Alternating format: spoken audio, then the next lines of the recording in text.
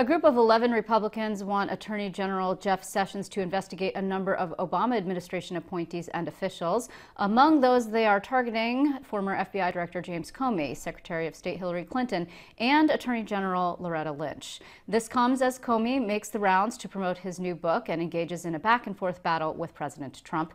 What exactly do these lawmakers want Sessions to investigate? Joining me now from our D.C. Bureau is one of the House Republicans who is calling for this probe, Congresswoman Claudia Tenney. Thank you so much for being with me, Congresswoman. It's good to see you. Thank you. Thank you. Good to see you, too. First, I want to ask about the timing of this. I mean, are you doing this because of Comey and the very high-profile circuit that he is engaged in terms of pushing his book? Actually, no. I mean, this is just one of a number of initiatives that we've taken. First of all, I joined a letter with Congressman Lee Zeldin and others to ask for a special counsel, a second special counsel to look into a lot of these things. So it's been something that's been long underway and long looked at and long asked for by, I might add, my constituents who, still want to have equal justice under the law. They want to see equal prosecution or views at whoever is committing injustices or violating our laws, regardless of party, regardless of whether or not they've already left office, and make sure that we're doing this equally. And I think that selective prosecution is something that affects everyone, even just someone like me, my own hometown, or an average citizen, Well, so you're saying that your constituents are writing and calling in and asking you to pressure Mr. Sessions to look into this because of a perceived bias regarding too much... No, you're putting words in my mouth. Here's what it is. My constituents, even last year, have called into question and asked, why aren't we also prosecuting and looking into what happened in the past under the Obama administration with Hillary Clinton's emails and her server and bleach bidding emails and not turning them over, and Loretta Lynch meeting Bill Clinton on the tarmac, and some of the things that have gone on, Comey coming out famously and saying, we're making the case to prosecute Hillary Clinton, and then saying, no, in the end, we shouldn't be prosecuting her. Well, she did lose the election, though, and he has suggested that perhaps that he had something to do with it, and he feels chagrined about that. What does that have to do with anything, really? I mean, truthfully, just because you lose an election, now you get out of Dodge. I think when you look, it's not just Hillary Clinton. We asked for a number of people to be looked at, violations with, and if you look at the letter, the letter is very detailed. Yes. It puts forth exactly who did what and what violations of law we think they should look into to investigate to see if these things have done. He has assigned a federal prosecutor. That's not sufficient, in your opinion?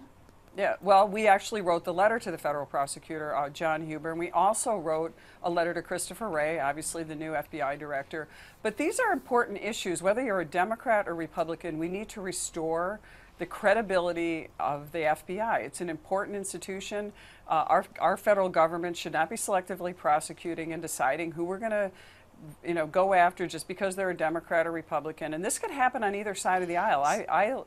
It's happened on both sides, and I think that we need to look at these serious issues and make sure that we're following through with that. Do you it's think, just a law and order issue. That the FBI should indeed be following through on investigating Michael Cohen, the personal attorney to Donald Trump? Sir, if there is something there that they've obviously received the ability to go before a court, to get a subpoena, to raid his office, and they're going after him based on election law, let me go right to the issue. Fusion GPS and the Perkins Coie law firm used money to provide the so-called dossier for the research on Hillary Clinton, and none of that was disclosed under federal election law. Let's look and see if federal election law was violated by them, and whether it should have been investigated. That would be done with anyone running for office, even after you're out of office, whether you lose or not. I mean, the question should not be, if you're out of office, you get out of Dodge and nobody prosecutes you anymore. So are you The question should be, if you violate law, you should be looked at or maybe brought before a jury of your peers and make them decide. Okay, the Democrats have suggested that what you're really trying to do here with your colleagues is to undermine the special prosecutor's probe into the potential meddling by Russia into the 2016 absolutely not. election. And we know, no one's calling for that. No one's calling for the to remove Mueller in this letter. This letter is saying, look, We are going to look into all these things. We're going to uncover everything. And now we look, and guess what we're finding out is documents are being disclosed and texts are being revealed. We're finding out that, oh, look what's been happening all along under the FBI. We're looking at restoring the integrity of the FBI, regardless of which party or which administration is doing this. And we're just looking for equal justice, equal prosecution. You don't believe, though, that the president should seek to remove Robert Mueller, or do you think that there should be legislation passed, as some Democrats are calling for, to protect him from removal? Yeah, I don't think it's constitutional to go in and say that we can't, take away the president's authority by removing Mueller. I mean, those are all judgment calls, and those are questions that, I let Mueller complete the investigation, let him find out whether there is Russia collusion or not. So far, no evidence has been presented. I'm not on the committees of jurisdiction with that, but have had access to some of the documents. I've been able to go review them. And I'm just asking for, how about some transparency? How about let's look into everything? You don't believe there's been any evidence that Russia meddled or sought to meddle in the 2016 presidential election after all that we've seen? You asked me about, absolutely not. You asked me about collusion with the Trump campaign and the Russians, and whether the Russians, look at Mueller indicted 13 Russian nationals. Right.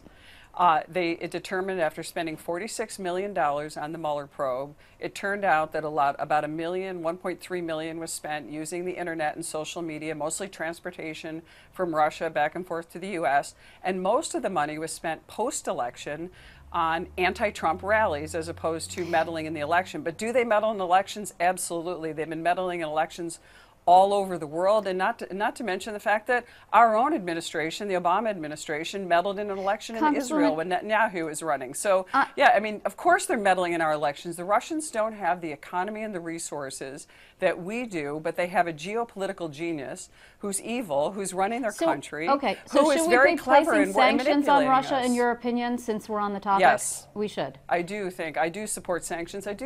Look at Vladimir Putin does not have the resources that we have, but what he has is he's got the ability to manipulate the American people. He's got us all at odds ends. Fingers are pointing in every which way. Let's get together as Democrats and Republicans, restore the integrity of our government, and not be engaging in this political and selective prosecution. Let's look at all these things through, a lens of, fair justice, equality, and those things that we would like to have our country restored to. Because look we're all in situations where if you're not the party in power, or you're someone, well, you are the party in power. Actually, you're the party in power, as the president is the party in power. But that's not what I'm saying. I'm saying I'm creating a scenario. In the case of an average citizen, if you are in your local district and you're not the party in power, and regardless, I mean, I know people who have felt that they were undermined because they didn't have the clout, because, they were a Democrat and the Republicans were in power. They were Republican and the Democrats were in power. That shouldn't be the case with law enforcement, especially a revered institution like the FBI. Before we run out of time, you are actually in an election year. The Democrats are seeking to take over your seat. They're seeking to take over the majority, but your seat is one that's targeted. Assemblyman Brindisi is the Democrat who's running against you. Are you not concerned that, I mean, he's basically used pretty much everything you've said as fodder against you, and you've been pointing fingers and verbal accusations back and forth. Are you not concerned that he's going to take this and use this to cast you as too conservative, too allied with Trump, who is not popular in the state overall, though the further away you get from New York City, of course, it does change somewhat, that he will say that you have misplaced concern, not necessarily placed on the needs of the district? Yeah, the last thing I think about is what Anthony Brindisi is doing. I think, they say that imitation is the sincerest form of flattery. I watch Anthony Brindisi running the Claudia Tenney campaign every single day. He's standing for what I stand for. When asked directly, how do you feel about an assault weapons ban, he was mum. When he was asked about impeaching Trump, he was mum. He knows that President Trump won my district, our district in NY22 by 16 points. I'd like to see the media ask him some of the tough questions that they're asking me, and I just do what I've always done because I tell the truth. I call it as I see it. I'm going to continue to say that, say what I say, because I haven't said a controversial thing yet. I've had the Democratic Campaign Committee come in and twist and smear just about everything I say to turn it into a controversy and to turn it into a money-making newsletter you know, that they're using to collect money for my opponent. And it's just, that's what they're going to do. I mean, this is a race that's very competitive, but remember, it's also a Republican district. Right. It's also won very much by Donald Trump. My opponent is very flawed. He is very linked to Sheldon Silver, who helped him run his race. He's linked to Governor Cuomo. He was recently made a comment earlier this year referring to people who opposed any of his ideas as idiots. I mean, this is the kind of thing that I'm running against. All right. And, you know, look, everything's fodder in a campaign year. And I just, you know, the media is always on the side of the other side, but I'm going to continue to fight the fight. I was outspent $16 million to $3 Congresswoman, in 2016. I do so appreciate your time. about it. I do appreciate your time and Thank your you so willingness to much. come on the show, but we're out of time. So thank you very much. Thank you.